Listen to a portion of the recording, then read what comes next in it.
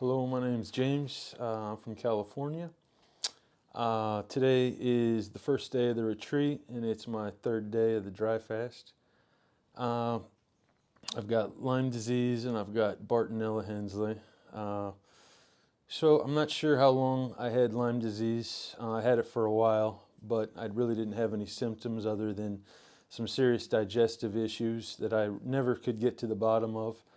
I tried many different things, no gluten, went down the FODMAP path, couldn't figure it out. And last year I was doing a 75-day workout program and following a very strict diet. And my sister had gotten COVID at the time, and she told me that she had COVID, and if I felt weird, maybe that was it. My nose was running all day. I took a COVID test, it was negative. And I was always doing research for health. I'm a health nerd. I like looking this stuff up. And I had found some information that if you got bit by a tick, one of the symptoms could be alpha-gal syndrome, and which means you cannot have mammalian products. And that if you do, one of the symptoms could be really bad digestive issues and a runny nose. So I stayed off of meat for a week, and the next week I had a little bit of steak. Sure enough, back in the bathroom, runny nose, so I stayed off the meat and everything was good. A little while after that, right after I found out my wife was having her first baby, I got scratched by a cat, and about a week and a half later, I started having all kinds of weird symptoms. I have a friend who has Bartonella Hensley, so I was familiar with it, and all the symptoms were leading towards that. I went to my regular doctor, or had a phone appointment with the regular doctor. That's all you get these days. And she just gave me 3 days of amoxicillin. I told her there was no way that was going to work, but she said, "Oh, just try it, see how it goes." So, of course, you know how it went. It didn't go at all. I asked for some specific tests. She told me that she couldn't give me the tests. And so finally, I went to a natural doctor, and I was prescribed a bunch of medication, and I did take tests where that's when I found out I had Lyme disease, an old infection, and I found out about the Bartonella Hensley. It was confirmed. So I took the meds for a long time. I felt pretty good until I stopped, and then all the symptoms came back, and that's when they started giving me all the natural supplements. It's probably taking 20 pills a day. Lots of headaches, lots of just bad problems. It was definitely the darkest time of my life, knowing I was having a kid coming. So I just kept powering through, taking the meds. The baby was born, and really, it was dark. So I had a friend that was doing intermittent fasting. He kept telling me to try fasting, and I kept saying I couldn't because I was taking too many pills. So one day he was chewing on my ear about it, and I went home and I jumped on the internet and I saw a video by Michelle Slater. It was an interview, and I went out in the garage, was riding my exercise bike, watched this interview, and I came out of the garage. First time I ever had hope. First time I had hope in a long time. It was a good feeling. I bought her book, and then I bought Dr. Filonov's book. And a couple days later, I threw away my meds. I said, "This is, it's not working. It's never going to work." And I really believed what I read. It was fascinating. So, I started going down that path. I knew I was already too late to go to the one in Montenegro earlier this year. I knew that was going to be too late, so I did get a hold of the doctor. He set me up with this retreat. I started fasting on a regular basis, everything he told me to do. Symptoms sometimes went away, sometimes they came back. One of the symptoms I had was I had really like dead legs. My legs were just always tired. I went for a walk and I'd feel like I did a bunch of squats. And after the 5-day fast, that was about a month and a half ago now. The third day of my exit, I went for a walk, and all of a sudden my legs were back. Like the next night, I started jogging, and you know, I knew right then and there that, you know, I was definitely onto something. It gave me a bunch of hope, more hope than I already had. I've experienced all kinds of good things from the fasting, things that you wouldn't expect, like I don't have body odor anymore. How weird is that? But like, you know, after 5 days of dry fasting, I smell like I took a shower 20 minutes ago. So that's pretty cool. Little side note there. But any rate, I'm here now, and one thing when I read in Michelle Slater's book that I've really taken to heart, she said that when you go through this, you have to identify as already being healed. You can't play that victim. You can't identify as someone who's still suffering from the disease. So, um, in my world, like, I don't have it anymore. All that stuff's gone. Um, I've had a countdown in my head to how many days until it's over. And I know it doesn't always go away for everybody immediately. I know maybe I'll have to come back, I'll have to do it again. And I'm fine with that because I got my life back and it's definitely restored my health. I've lost a bunch of weight. I feel better. And I hope I can set an example for my son. And that's it. Today is day 4 of the dry fast. Try not to get too emotional. I don't know why it hits me like that. Other than all I can really say is it's a deep appreciation for family, good friends, my wife. Asking thinking about how it was telling family how this was going or what I was gonna do. You know, telling friends, family, everybody had a different reaction.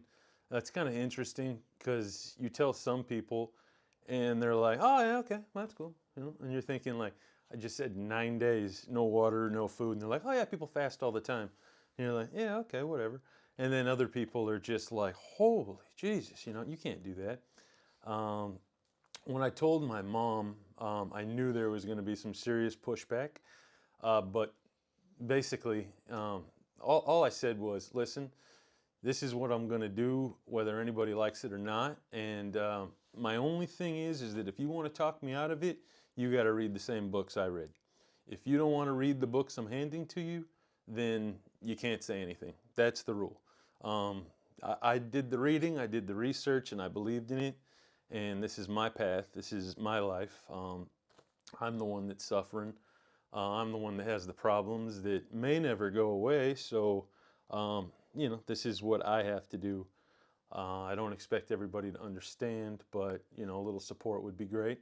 Um, I get all the support in the world I need from my family. Uh, my wife, especially. So today being day 4, today isn't too bad actually. The treatment, it sucked definitely. You know, but whenever you're kind of going through some pain like that, where my brain goes is I try to think about a book that I've read about, let's say some like POWs or people that have been through horrendous things, and I think, really, you're laying on a bed and you're getting a couple pinpricks and it's going to last 5 minutes. There's people that have been in horrible places for, you know, 5, 10, 20 years. So, you know, suck it up, deal with it, and you always have to remember as well that, you know, what were you facing? You were facing potentially a lifetime of things that were only going to get worse. So why would you not take this short path to try to fix yourself so you can live a good long life? I do have a small baby, and it's made like the preparation difficult, for sure. You know, you're trying to dry fast. I did 4 1 days, a 2 day, a 3 day, a 4 day, and a 5 day. And, you know, each one increases in intensity, of course. And the exit, you know, like, really, I remember reading in Dr. Filonov's book that, you know, anybody can do a 1 day fast standing on their head. And it's pretty much true once you get into your longer fast. 1 day is nothing. I did dumb stuff on 1 day fast. I had 1 day I sat in the casino all day, playing cards. You know, I had times where I was out doing yard work, things like that, and it didn't really bother me. Of course, once you start getting into a 4 and 5 day fast, you're not going to go out on day one and start trimming trees. You know, you need to conserve your energy. But for me, the exits, the exits definitely are harder. Like day one, day two of a 5 day fast, like for the exit, day one, day two. Yeah, I definitely noticed that I wasn't just going to be up carrying around the baby for hours and, just having a good time. It just wasn't going to happen. I like to pretend I'm Superman, but it doesn't always happen, which, my wife is Superwoman. So she's helped a whole lot. She's helped a tremendous amount. Very supportive. So, at any rate, I'm going to get my shit together emotionally, and I'm going to call it a day for now, and I'll be back tomorrow. Today's day 5, day 3 of the retreat, day 5 for my dry fast. It's been raining today. It's been raining a lot. Honestly, coming here, the rain was, other than not eating for 9 days, which there was some anxiety there, of course. But just seeing the weather forecast roll out every day before I came and seeing that there was going to be substantial rain at times, it caused me some stress, honestly. I was prepared. I bought rain gear. I went for a walk one day when it was raining about 3 days before I left, and the rain gear I thought was going to be so great didn't work. I was wet at the end of that walk, so I scrambled, bought some different stuff. So today is a day it was supposed to rain all day. So I just, I got in all my good stuff and said, all right, let's go out for a walk.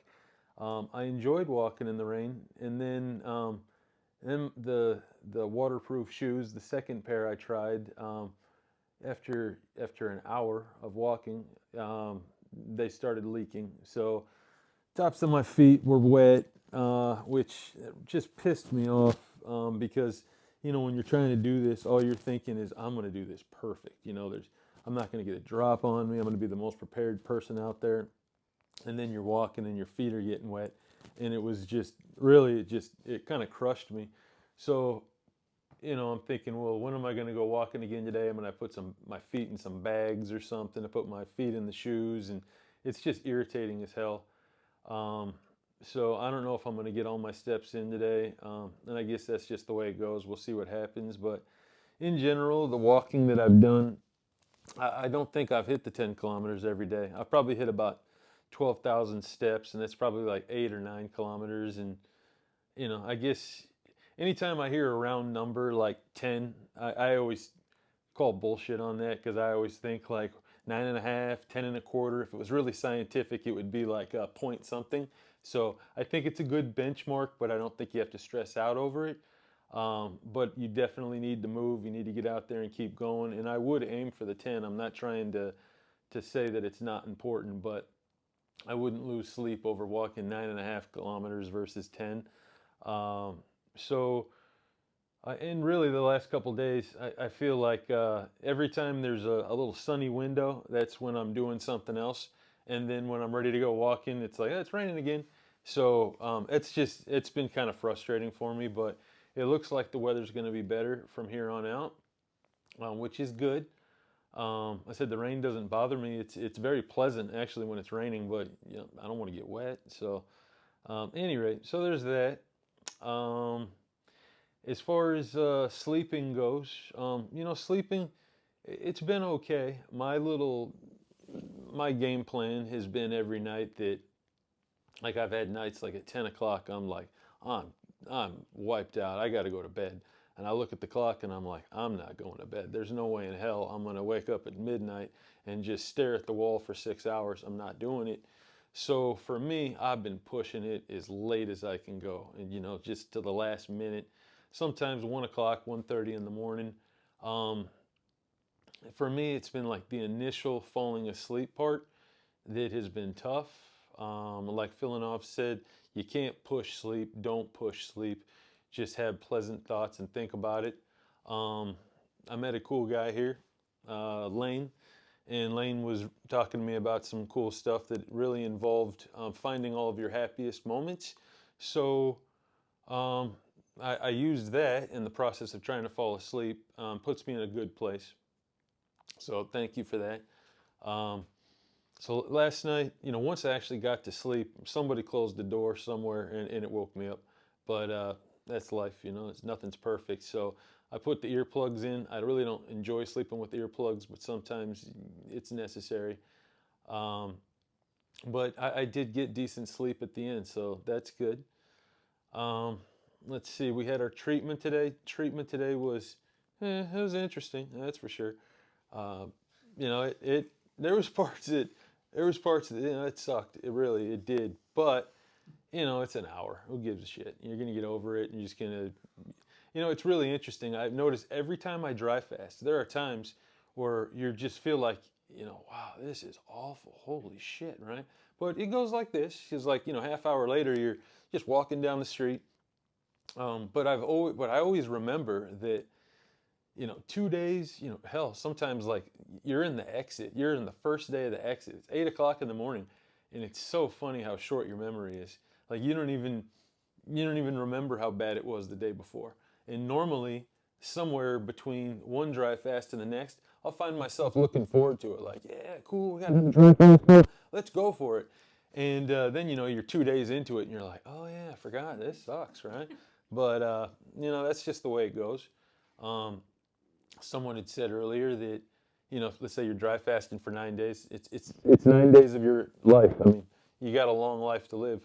Who hasn't had a tough 9 days before? So it's just something you got to power through. You really got to keep your eyes on the prize. What are you here for? Are you trying to fix your life? And if you're trying to fix your life, I mean, this is nothing. I mean, people go through crazy stuff.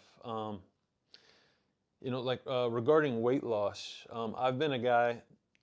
I love food, and I just eat way too much of it. I've been that way my whole life. I've been over 250 pounds probably 4 times in my life, and I've been under 200 pounds 4 or 5 times in my life. I have done this and this and this. Last year, when I got scratched by that cat, I was in probably one of the best shapes of my life. I was about 175 pounds, been hitting the gym like every day without, Saturday, Sunday, it didn't matter. I did it for a long time, and I was feeling great. And I got scratched by that damn cat. I like cats, but not that cat. Well, he's a good cat, but whatever. And then my natural doctor, in all of her wisdom, she said, well, don't go to the gym because Lyme disease doesn't like stress. I said, oh, okay. So I quit going to the gym. And then like a month later, she's like, well, why aren't you going to the gym? And I'm like, oh, I'm glad I paid you the $350 for that initial consultation. That's fantastic. Um, but I just never really got back in the gym. She wanted me to eat clean, clean, clean. And I did. I had my times where I ate very clean, then my times where I fell off. And having the baby, my wife having the baby, not me. I went from 175 back up to about 220. It's easy for me. People say things like, "Oh my God, I had like 10 cookies," and I'm like, I had 10 cookies till once I got to the stop sign leaving the store. 10 cookies. Wow. Um, so, you know, for me, I definitely lost some weight, but during my refeeding times, I mean, I refed. But I stayed I realize now that I definitely prepared very well. I've had some conversations with some people, and I can tell some people did not take it serious at all, which that's their thing, and, that's the road they walked. But for me, I really wanted to take it seriously. So my idea of not eating correctly was eating way too much fruit, eating like too much almond butter.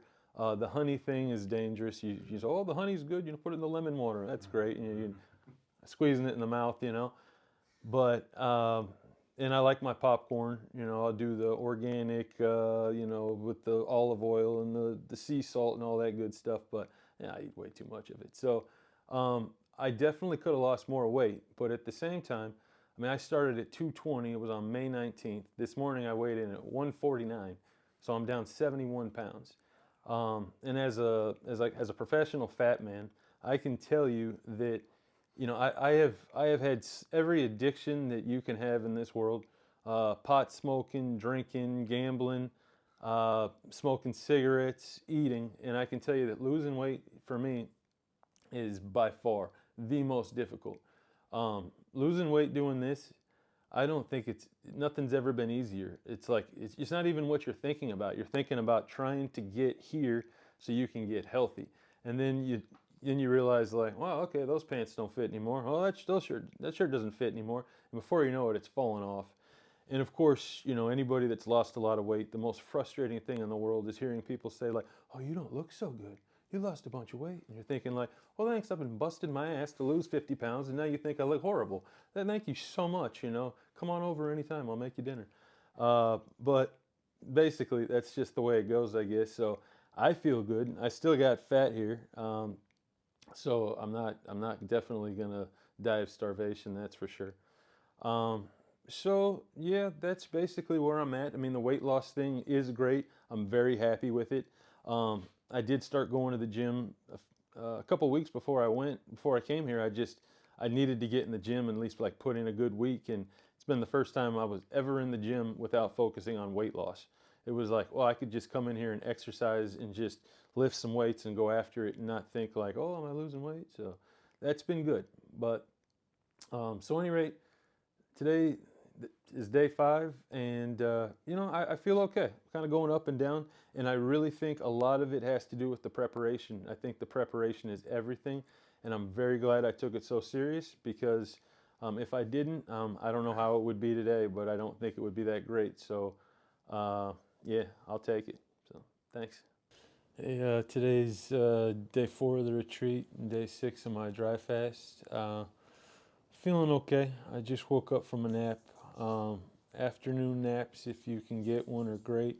But for me, I've never been a great napper. When I wake up, I always feel worse for the first hour or so till I get my second wind. This is certainly no different. Woke up this morning, it was a beautiful day. Put my shorts on, my t-shirt, and just went for a walk. I find myself mesmerized by the waves. I love looking at the water. When the waves crash, there's that split second where the water's clear and it turns blue for that second, and it's kind of like a high. I feel like I'm chasing it, just sitting there mesmerized, ready just to dive in. So I spent a lot of time sitting out at the water and just thinking and checking out the waves. I definitely enjoy this process of coming here every day. I like to hear everybody's stories. I like the camaraderie. I'm very glad that I decided to do this portion of it. Last night, I made sure I got my 10 kilometers in. Yesterday I was saying how 8, 9 kilometers. So, and I got to thinking about it, and last night, and I knew I was about 8 and change, and I said, all right, come on, dude, get out there and walk some more. So there's a street that leads to the beach, and it's like pitch black in some spots, but there's a really great breeze that rips through there at times. So that's where I usually go at night when I'm walking. I want to clarify something I said the other day as well. I had said that one of the benefits that I've experienced the last 6 months of dry fasting is that you have less body odor. And I said, oh, after 5 days of dry fast, I smell like I got out of the shower 20 minutes ago. That's complete bullshit. A bit of an exaggeration. Maybe 3 days, maybe 2 days, but not 5 days. Yeah, I'm feeling okay. Dr. Filonov had clarified something today that was a big deal for me. That being that the goal isn't to dehydrate yourself to kill the pathogen, in my case for Lyme or Bartonellus, that you're supposed to be putting your immune system in its peak state. And so overhydration is not the goal. So I missed that somewhere. I really thought that a big part of it was just starving out the pathogen. And apparently that's not it. Really, it's about putting your immune system in a peak state to kill it. So that was good. I needed to hear that because it was one of my concerns going into it. Because in the past, I feel like I always drank too much water the couple days before the fast, and this time I just didn't really have the time to get all the water in, traveling, different schedule, and before you know it's the end of the day and you go, damn, I think I just kind of had the league minimum. I mean, it was enough according to what they tell you to drink, but I was thinking that I could have drunk a little bit more. Um, I was thinking I could have drunk a little bit more. But at any rate, you know, because my concern was that if I was too hydrated, that maybe by the end I wouldn't be dehydrated enough, and then I wasted 9 days. I mean, still getting some benefits, but having the creepy crawly stuff still floating around my body.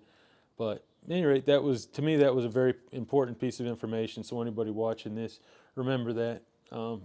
You probably should stay silent. And I've been talking too much, and it's easy to talk too much. I think for a lot of us, we're here, and some of us have never had the opportunity to speak to other people that are in our situation. And we're always talking to the wall. We're talking to people that are like, oh, yeah, I had a friend, had Lyme disease. I took some medication. It's all over. I don't know what you're worried about and shit like that. But once you get around some people that have been through some serious shit, it definitely, you definitely want to share. You want to start flapping your gums for a bit. And that's probably not the best move, because now 6 days later, you're parched. And you're thinking, damn, I wish I had a couple extra liters of fluid in me. It would be a great help. And the last thing, this morning I was coming down the stairs and I heard somebody, overheard their conversation, asking each other how they were doing. And one woman said, oh, I'm doing pretty good. Today's day 6. But it was a 5-day rest because I did a 9-day fast before this. And I hadn't heard that. So apparently somebody did a 9-day dry fast, took a 5-day break, and now they're doing another 9-day dry fast. So at this point, I'm thinking, oh, come on, dude, you're on day 6, and before that you were drinking water and, enjoying yourself. So, I mean, come on, how bad is it? Just get through it and keep your eye on the prize. So that's it. Today's day 5 of the retreat, day 7 of my dry fast. I'm an emotional wreck. Talk about surrendering to it, and yeah, basically I surrendered. It's not about me anymore. I guess it's about, well, it's all about me. My sister always says, it's not about you, it's all about you. So, nighttime is really hard. It's like the sun goes down. Of course, we had daylight savings end a couple days ago. It's dark at like 4:45, 5 o'clock. It's a long night, and the insomnia is I mean, that's like it's just like the cruel joke for the whole thing. But Dr. Filonov was talking about thinking about all of your positives and like all these beautiful ideas. And Lane here, he was saying the same thing about some other stuff. So this was 2 people saying the same thing. Had really got me down the path of thinking about all of my happiest memories. So it's been interesting because, I guess we all look at like our recent past. My wife, my child, amazingly beautiful stuff. But I was trying to really dig, like what else, because it kind of seems like there was like a void there after that, like, a lot of years. But I guess the thing that is really interesting, because all I keep thinking about is throwing the football around with my childhood friend, Richie. It's kind of crazy. It's like the only thing. It's like it pops up constantly. I'm laying there in bed and we're just throwing the football. And it's cool. That, and I just keep thinking about being like 7 or 8 years old, laying on the carpet during summertime, and then running barefoot down the sidewalk to go ask my neighbors, Timmy and Alicia, if they want to come out and play. And then, last night, man, it's like really weird. All I wanted to hear was my mother sing. I almost called her, said, "Mom, sing to me." But I don't know why. I'm 47 years old. I haven't thought about that I've never thought about it, But really, she's got a beautiful voice. So, I was trying to go through, I did the exercises where you pretend like, you doused yourself with fuel or alcohol, whatever you want. You picture that the disease in your body or whatever you're trying to get rid of is like black. And you're going to douse yourself with gasoline, light that bitch on fire, and let it burn. The blue flames on the bottom, orange flames on the top, and then let it go. So I did that, and it went up. Pretty cool. And then I relaxed, and then not long after that, man, I just started shivering and shaking like a son of a bitch. A couple blankets on me, and I was just shaking, and my stomach was all fucked up. I had a bag next to me, thinking, man, I'm gonna throw up. I was kind of hoping I would. That old thing, you don't want to, but you need to. It never happened, but it took a while. I got through it. And then, back to the insomnia again, tossing and turning, tossing and turning, tossing and turning. So I tried to do one of those relaxation exercises again. And man, like I kept the gasoline and I'd throw the match and like no fire. It's like, what the hell's going on here? Like it was kind of nothing. So then I invited my friends to the party, my buddy Joe and Gabe. They like a good party. So they were standing around smoking cigarettes like they do. And they were dumping gas on me. And they're like, all right, motherfucker, throwing cigarettes at me. And nothing. We just got interrupted for a second. But yeah, my shoulder's been killing me. I got a rotator cuff. It's been bugging me for a long time. And that's flaring up. Maybe it's because of the fasting. Maybe it's focusing on the bad shit in my body. I don't know. But yeah, it's a roller coaster of emotion. Basically, um, yeah, um, it's a time that I'm surrendering, and I've never really been a person that had a tough time showing my emotion. I mean, it's not like I just run around and just start crying everywhere, but I guess if it happens, it happens. And one thing I've always prided myself on is having a good group of friends. I don't have 1,000 friends. I got a few really damn good ones, and that's the way I prefer to live my life. So if I can't be myself in front of them, then what's the point of having them? So, and I have to say that I know some strong people in my life, and every damn one of them, I've seen them shed a tear, and I know a lot of guys that think they're strong, and those are usually the same guys that they would never shed a tear if their life depended on it. So for me, I'm in a tough spot, here fasting, doing my thing, but it's gonna end. It's gonna be over. It's just got a couple more days, and and it is a spiritual thing, and you find yourself exploring a lot of things inside your soul. You figure out like what you don't want anymore, all the things that are just a waste of time, and you really start thinking about what you do want and what you want to include and what you want to get going, especially if you've been sick or you have some kind of illness. And the thought of coming back from that is, I mean, it's really, you think you want a glass of water. What you really want is you want to be well. You want to get on with it. So that's where I'm at right now, and I'm going to power through. My wife today, she's like, oh my God, you got to stop. You got to get out of it, And I was like, listen, sweetheart, James ain't dying this week. I'm coming home. We're going to kick some ass. So that's what we're doing. Yeah, today's day 6 of the retreat. It's day 8 of the fast. Well, It's been interesting 8 days. So I am wiped out, but I'm not out of the race. Um, I came here to win, and win I shall. It's got to happen.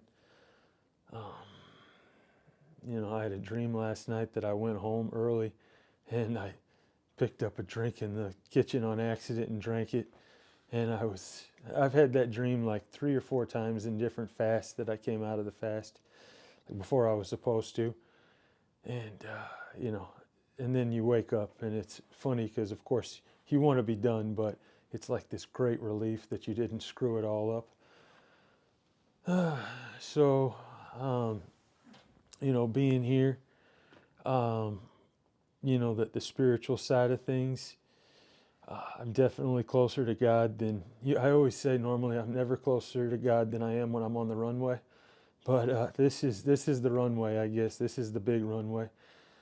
Um, this is the jumbo jet. It's got to land.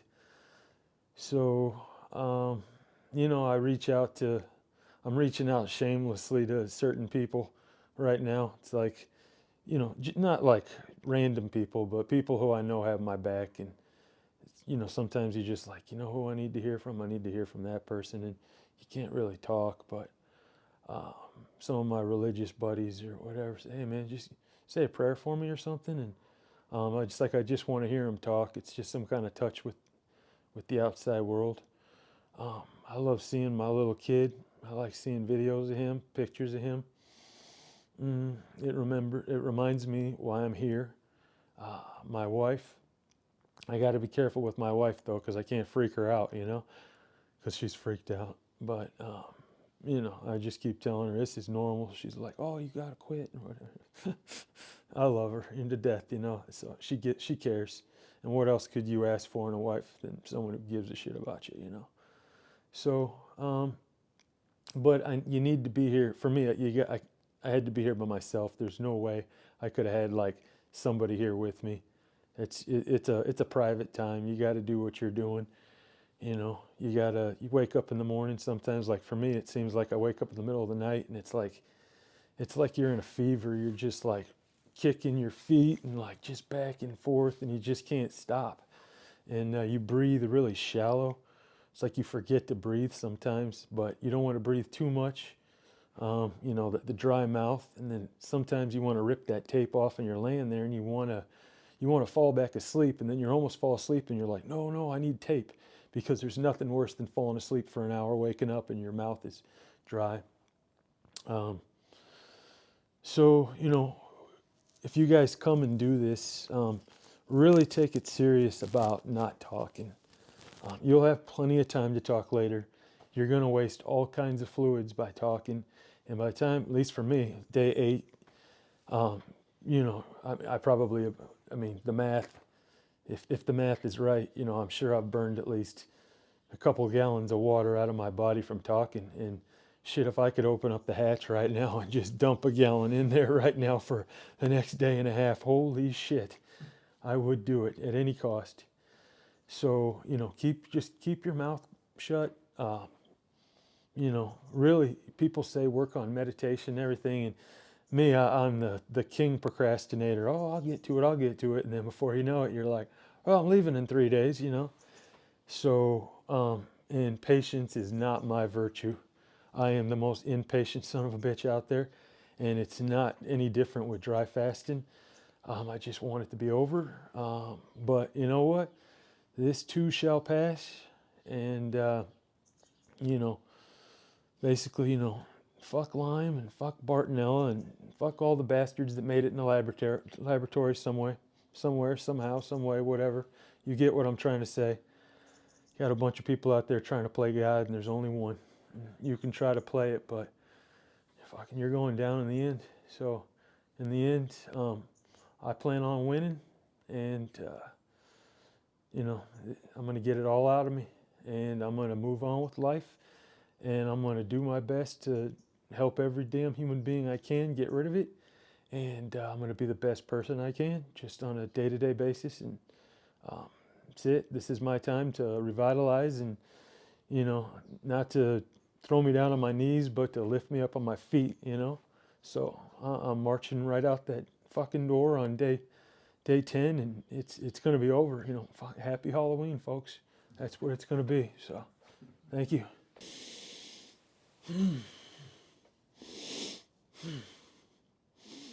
All right. Today's day 7 of the retreat. Day 9 of my dry fast. It's the last day.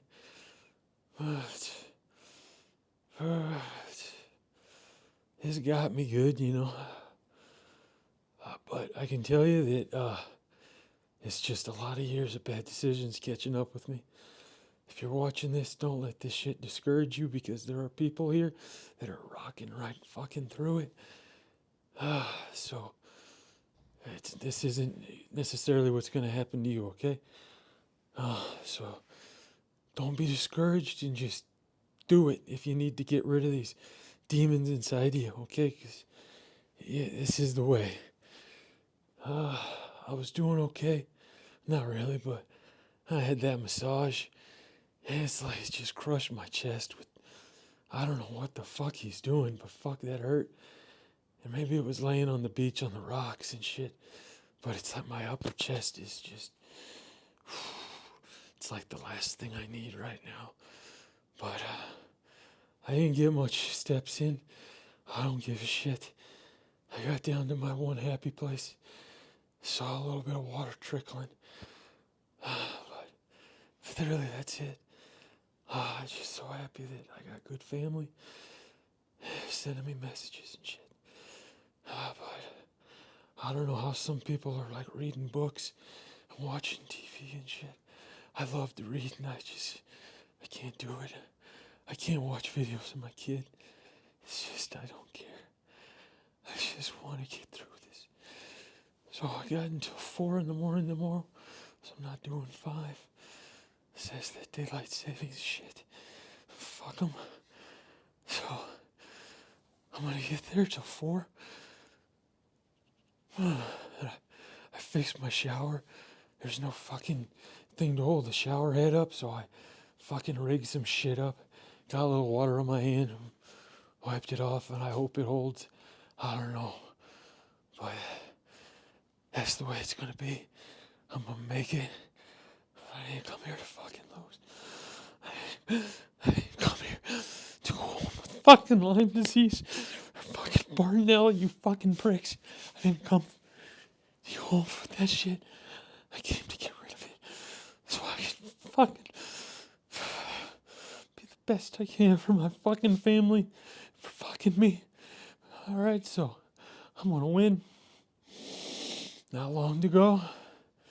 I'll see you the next time I see you. Have a little hydration in me. Alright, so. Alright, guys, and if you're fucking watching this and you're hurting, just fucking follow the protocol and you'll fucking make it. Alright? Alright, that's it. Thank you. Hey, today's day 8. It's the first day of my exit. Really, it's like every time I finish fasting, well, the longest I've done prior to this was 5 days. But I remember it's like the word that comes out to me all the time is hallelujah. Like, thank God this shit is over, you know. It kept running through my mind when I was back home that, shit, why not just go another 4 days? Just get it done right now. They can keep the deposit. I don't care. I'm not coming. I'll get through it.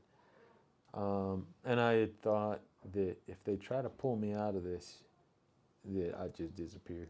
I'd just go stay someplace else. They wouldn't find me the next couple days. That's extremely ignorant looking back on it. Because you're right, they wouldn't find me because I'd probably be in a ditch somewhere. And, probably wouldn't have made it, if that was the case, if they wanted to pull me out. Any rate, it is a thing that. Sorry, the honking horn that distracted me. I don't know, but Well, I'll come back to it apparently. But last night was rough. Uh, I wanted I wanted to be done so bad, and I mean, if I'm being honest, it was from the time I hit about day 6 or day 7. Ah, man, it's like there's no consolation. For me, it wasn't. There was no consolation. Like, hey, only 3 days left. Like, I don't want to hear 3 hours left, let alone 3 days. And it's really hard for me. It was really hard to cope with that and to decide, what to do with myself. I was sitting in a chair yesterday, probably about 10 o'clock in the morning, looking at the ocean, and it wasn't doing it for me anymore. Those beautiful blue waves that turn clear and all that stuff. I could give a shit. It just wasn't working.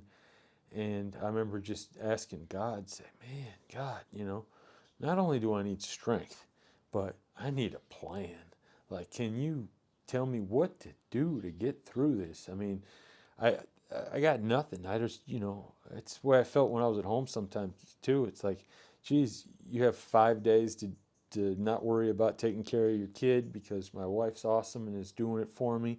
There's all these things I'd love to have 5 days to myself to do, and it's just, what are you gonna do? You're not gonna go out and start trimming trees and shit like that. I mean, you'll run out of gas, so you're just kind of left to your own devices.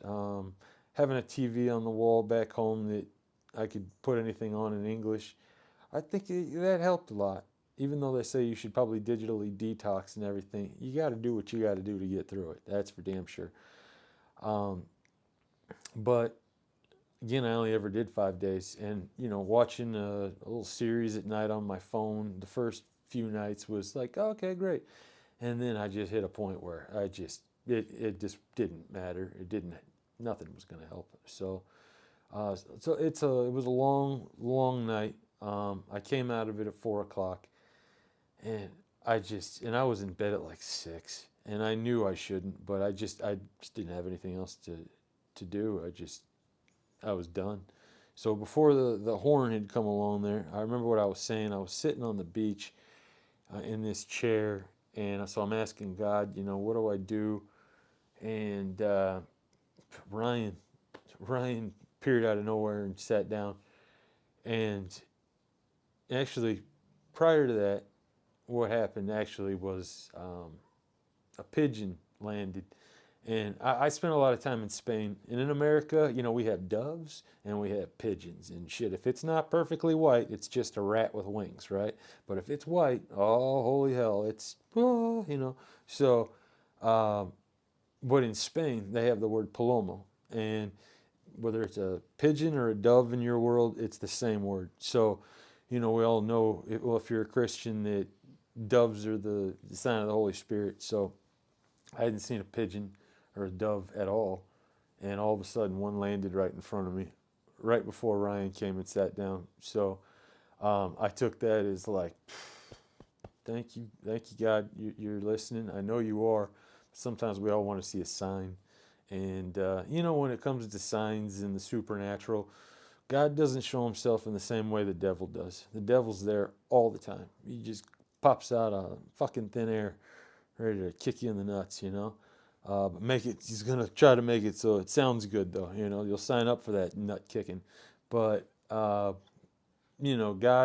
you got to search for him.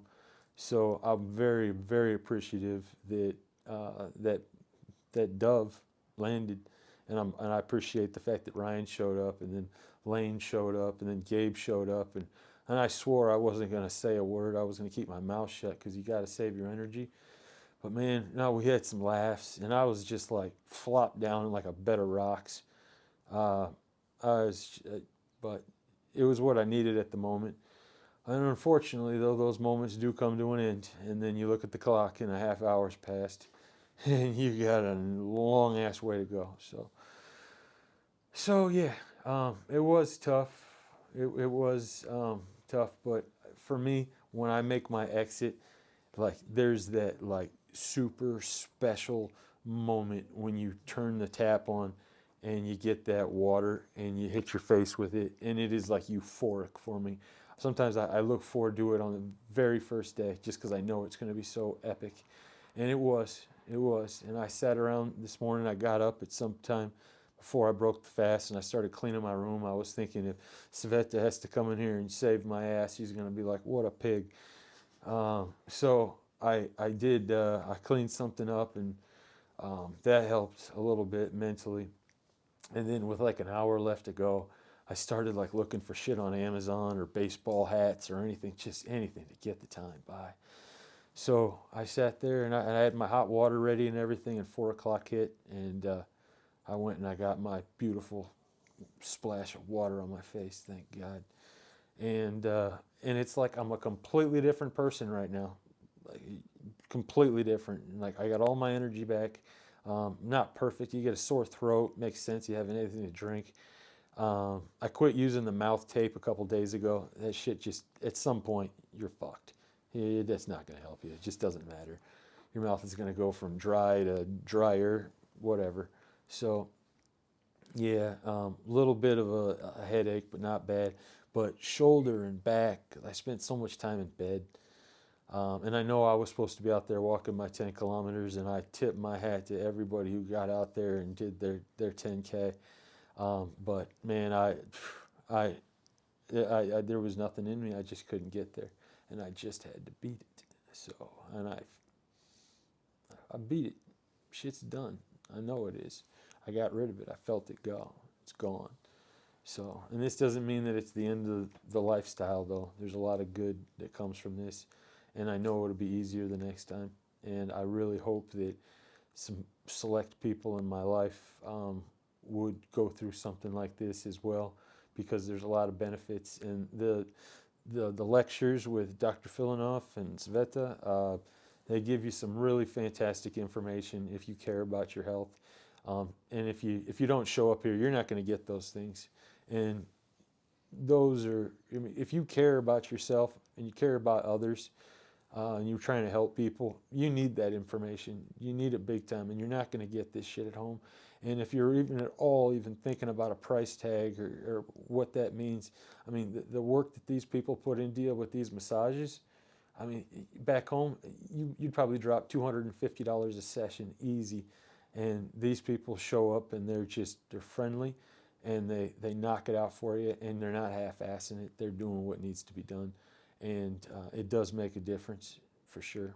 So, and also I'd like to thank Sveta as well for really giving a shit. Yesterday, if you saw me on camera, I felt like I was going into convulsions or something. And I'm sure when my mom sees that, if she ever sees it, she'll say like, I can't believe they put you in front of the camera like that. What's wrong with these people? But Ma, that was up to me. And she sent me right down to get my blood pressure taken.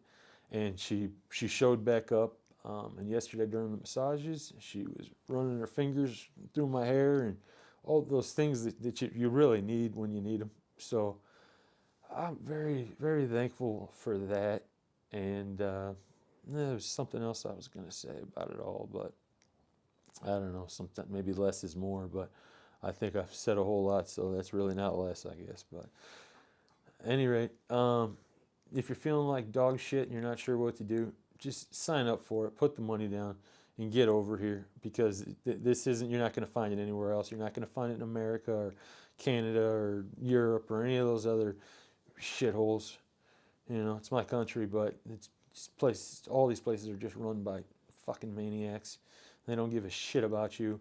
And if you're American, you grew up thinking that Russia was the enemy. How's that work? 47 years later, they're the ones saving my ass. So get your shit straight, and let any prejudices go, and don't do a bunch of Google research, because they're compromised. This is the way to go if you're really in tough shape, bad shape, and it seems hopeless. It's not hopeless. There's hope, and hold on to it. So that's it for today. So today is day 9. Day 2 of the fast. I mean, day 2 of the exit, excuse me. So, the thing today that's just kind of blown my mind, I'm a numbers guy. I'm always thinking numbers. And I'm thinking you know, how many billions of people are on the planet? I mean, or just like in the United States, which you got 330 million people, and they do 4 retreats a year here. That's 120 people. You know, out of all these millions of people, you got 120 a year coming here. And, you know, at first I was thinking, God, man, that's like, how many people are missing out? Which I still think that, but then I really started thinking like, well, how blessed am I to be one of those 120 people? Like, to me, that just like, it really blows my mind that all the people out there, that I'm one of them. It's like winning the lottery. You know, people are dumping money every week into buying lottery tickets at a chance to win, you know, like $10 million or something. And it's like, what did I win? I won my health, you know, I mean, which is way more important than $10 million, that's for sure. So for me, I'm really, really grateful for that. And I was thinking like, well, what led to that? And for me, I guess it's always been kind of like a pursuit of the truth. I just want to know like what's really happening with everything in life, but especially health. You know, I'm a nerd for it. I really find it fascinating and interesting, and I'm glad I kept digging, because otherwise I never would have found this. And I think sometimes, you know, you get rewarded for putting in the work to believe and figure things out. You know, the belief is everything, and being convinced that there's got to be a better way, and to find that way. I mean, at the end, for me, it totally paid off.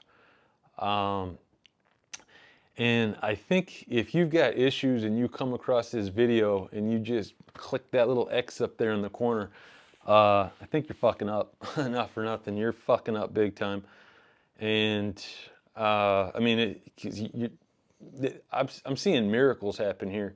I mean, it really is. And I remember I only watched a half of a testimonial before I came, and the first thing that guy said was, "Don't expect miracles. No miracles. There's not miracles there."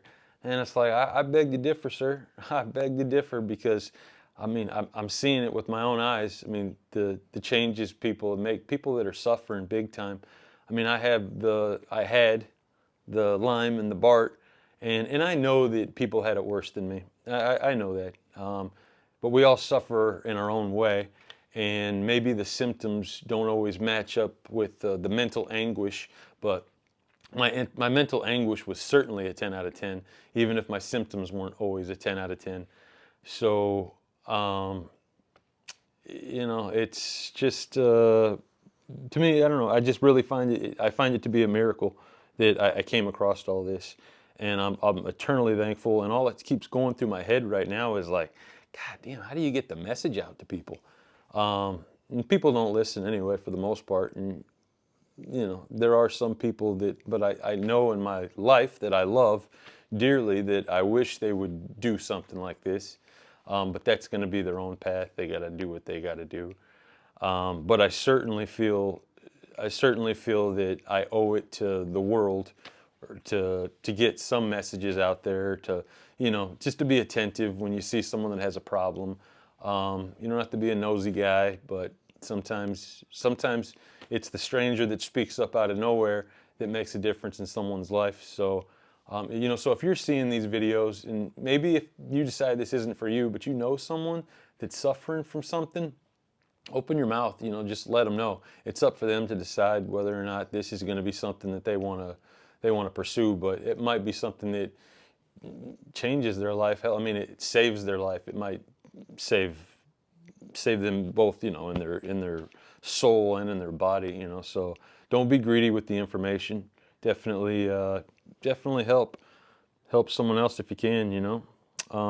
For me, today being day 2 of the exit, I'm not having a tough time at all. And it's supposed to be a roller coaster over the next couple months. Symptoms can come and go, and you can be confused by that. Confusion's always a part of it, but you got to have some faith in the system. You know, we get lectures every day from the doctor here, and if you're a health nerd, or if you're just inquisitive at all, the lectures are gold. the questions that you have. I mean, how cool is it that you have a question that pops up in your brain at 8 o'clock at night and you can just on your phone, and the next day you got this badass doctor basically just laying it out for you and saying, well, this is true or that's not true, and this is why. And that's pretty powerful, you know. You probably are not going to get that from Kaiser or North Bay Medical Center, and you're paying those sons of bitches $500 a month minimum for some shit ass healthcare they're not going to do anything with. So screw them. You know, a couple things I would say is during your fast, go easy on doing physical, any kind of physical exertion. Every time I've fasted, I always pull a muscle, something stupid. Like I just pick up something that weighs 20 pounds and I turn around. Next thing you know, I'm like, holy shit, my back's killing me. What happened? Or I'm out trying to shovel some weeds on day 5 of a fast. Like that makes sense, but it made sense at the time until, you know, just finally that one tweaks your back. And then, you know, you're already going through enough. You don't need to add anything else to it. And patience is definitely the name of the game. So, really, today we had our leeches. Leeches, you would think, so you have a honey massage and you have leeches. And you're thinking, holy shit, these leeches. Well, watch out for the honey massage because the honey massage is going to kick your ass. It's really cool. I'd never heard it before. But I thought, I don't know, I thought he was just going to give us a little honey rub down or something, like it was, congratulations, you made it, here's some honey. No, it hurts. It hurts like hell. Really tough time trying to just oh yeah, you know, we all want to have our, you know, our manly ego, like, oh, well, it doesn't bother me, but that shit hurts. But it's all for the better. In pain, it comes and it goes. And just remember that the pain you're probably trying to get rid of is much bigger than some little 60-second little honey slapping thing. So it is what it is. Any rate, I guess tomorrow's the last day we record some videos. So I will see if there's anything I can really add that would actually help somebody.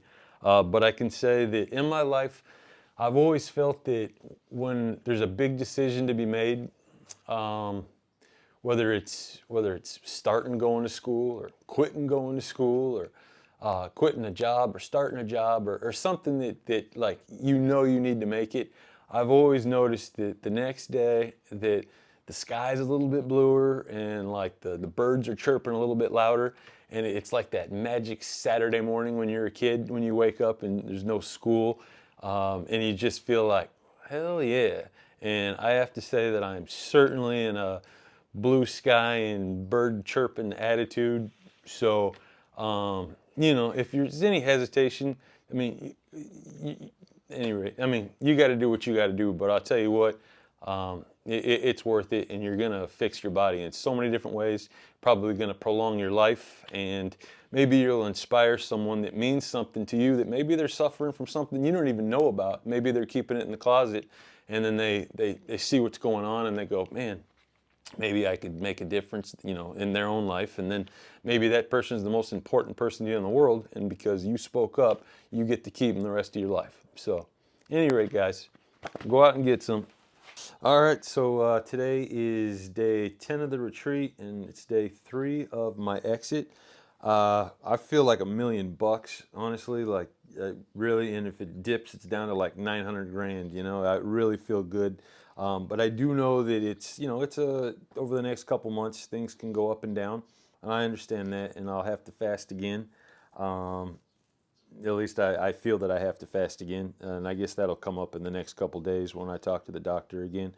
So, you know, that's on my mind a little bit. Not so much, at first you think, holy shit, I don't want to do this for 7 or 9 days again, but right now it's all about figuring out with the family and the wife and the kid and having everybody cover my ass one more time. Holidays are coming, doesn't really mean a whole lot.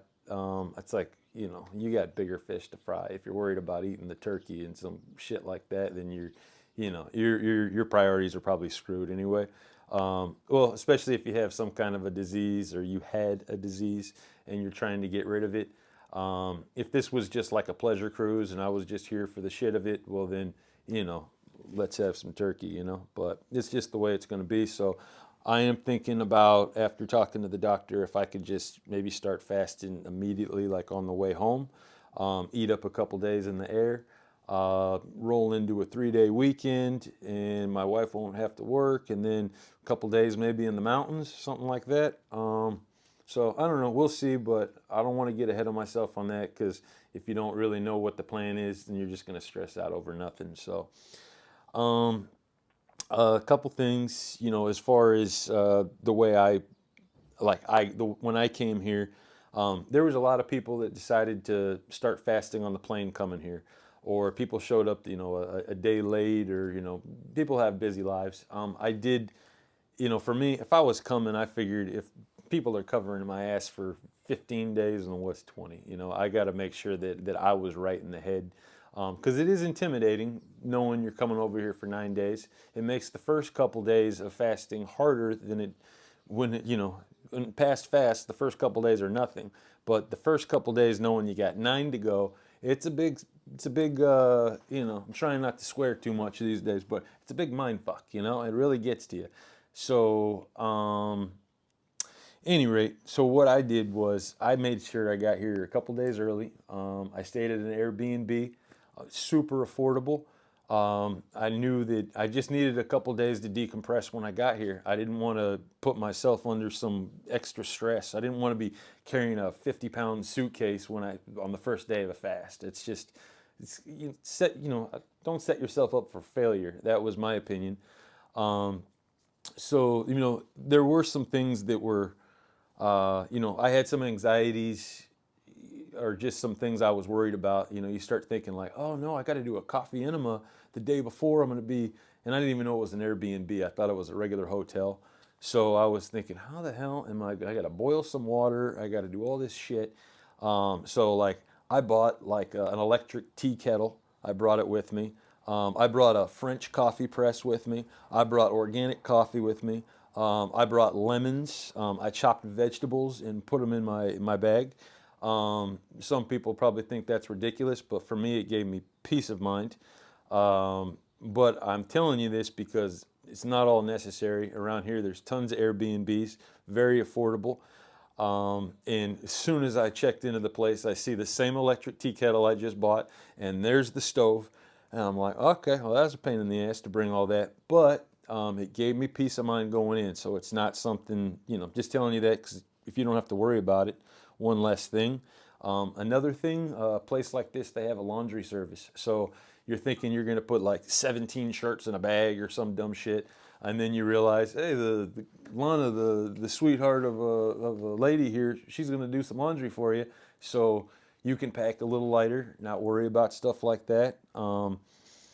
Essentials for me was like from the very first dry fast, the first thing I did was I bought a bunch of latex gloves, because you're thinking, I'm going to go to the bathroom, I'm going to be in there wiping my ass or something, and I'm going to come out here and it's like, hey, how's everybody doing, And in my head, I'm thinking that's what everybody's going to be thinking, and be like, he just wiped his ass in there. So at the end of the day, some gloves, definitely the way to go. So there's that. One thing I want to clear up, the other day I was saying about Ivan giving me a massage, and I said, oh, he hurt my chest and everything. Ivan didn't do shit wrong. Ivan is all these masseuses, they are like super professionals, and I found myself at times just being in complete awe that they know the body so well. It's like this choreograph they're going through, and they know it, and they know every little part of your body. I haven't had a ton of massages in my life, but I have had some. And my wife, who's had quite a few, she'll say, oh, that's a really good massage. Well, those massages all sucked compared to what I had here, They're not gentle, they're not soft, but they do whatever is necessary. Um, and, that kind of leads me to think about the staff here. You know, they're they're not going to coddle you. They're going to give you all the support that you need, right? But it's not their job to deal with your demons in your head. They're going to make sure you don't die. And if you're not on the path to death, basically, they're going to say, hey, you can do it. Good for you. And there's the beach. Go have a good day, right? But you need that. One of the things they really, they stress all the time is like, use your head, like use your head. Don't be an idiot. You managed to find us, get on a plane, fly over here and do all of this shit. And it's like, use your head and, you can't always depend on everybody else. This really is a solo mission in that sense. Um, they empower you though, they really do. And it's kind of interesting how like the support gets greater as time goes by. In the first couple days, maybe when you first get here, you're like, I'm here, and you're not exactly getting like this immediate attention, like, oh hi, oh my God, welcome. It's like, all right, great, quit eating. Um, but as the time goes by, they can see what you're going through, and I said, provided you're not being a prima donna and you're not asking a bunch of dumb shit all the time and always, being the drama queen or king or whatever you are, they're there to help you. But again, they're not going to waste their time with people that aren't going to help themselves. And I think that's the correct way to do it. Remember what I said before: 120 people a year they help out of 7 billion people on the planet. So if you got the ticket to get over here and you were lucky enough to find all this shit, the least you can do is just lift up your skirt and grab your balls and do it. So I said I wasn't going to say anything bad, but that's just the way I feel. And I'm sorry to my Aunt Liz, if you listen to all this stuff. You always say that I can get by without swearing, and I probably could, but it's just more fun, I guess. Um, Another big thing is don't dread it, because that dread, that'll wear on your ass. That'll wear on you leading up to it. It'll wear you down, and you don't need to be in a shit mental state going into this. You need to be strong and resilient going into it. Um, and again, like I said, the first couple days, that's the shit part, because you're thinking, I got 9 more days. That's like going to bed on Sunday night and saying, okay, next Wednesday I'm gonna have some water. I mean, that's psychologically, that's what it is. I was just glad I didn't start on a Sunday, because I didn't want that to actually be the thing that played out. And it was a different day of the week, and in some way, it kind of helped not having like a round number in my head or something like that. Um, so really, yeah, stay positive about it. You know the outcome's going to be good, or maybe you don't know now, but I can tell you, everybody in this room, everybody here knows the outcome is fantastic. It's like a euphoric thing once you get through it. Everybody believes in it, and the results are fascinating. Um, Another thing, the silence thing. Yeah, be silent because you're retaining water, but it's also like it's a time to listen sometimes as well. It's a time to listen to your body. Um, and if you get in a group of people and they want to talk, maybe you need to shut up and listen to what they have to say. I met a lot of really cool people here, and from different walks of life that had like just really great insight about life and different things. And it was just as soothing as the fast. Really, it was just as healing for me. I think that's absolutely one of the best parts. If you've ever been in any kind of group environment where you go to some kind of a retreat or something, you never know what group of people you're going to end up with. Sometimes you get a bunch of yahoos. Sometimes you get people that are really intelligent people that you connect with. And for this one, I was very fortunate to be connected with a bunch of really good people. And when you do this, you have to be kind of a special type of person, not to toot my own horn, but you have to be kind of a special type of person that, you can see outside the box, and you can believe, and you can hope, and uh, you just see something bigger than what everybody else sees. Let's put it that way. Like the word impossible doesn't really work for you. And when you get here, you typically have, this is my first time, but what I saw 30 people here that the word impossible didn't exist. And if you try to tell them that, they'd probably throw your ass in the ocean. So at the end of the day, um, that was a fantastic experience, and there's so many little takeaways that I'll take home besides the dry fasting. So if you could have that experience, I'd wish that on anybody. And really, big thing, self-healing, forgiveness, forgiving yourself for some stuff, and surrendering to it. And another big thing I really picked up on was focusing on like the peak moments of your life, like your peak happy moments in your life, because that's what's going to get you through it. You could sit and dwell on all the bullshit. Like halfway through it, I was getting message from my tenants about, bullshit wrong with the building, and this asshole's not paying his rent. And, I'm trying to send out eviction notices and everything. And it was like, you know what, man, this shit doesn't matter. Just let it go, because that stuff will poison you. And Sveta kept saying, leave the drama at home, leave it there. Don't touch it. And that's different for everybody. Everybody's got their own responsibilities, whatever it may be. But 9 days isn't gonna kill you. And if it is gonna kill you, then maybe you need to reevaluate your life anyway, to be honest with you. So last thing I would just say is really great people, great staff. Sveta, very appreciative. Dr. Filonov, awesome dude. And that's what he gets. He saves all these people's lives, and he's an awesome dude, right? No, he's just really great people. And like I said, they're there to support you. I owe them my life. So that's what I got to say. And go for it. Get some.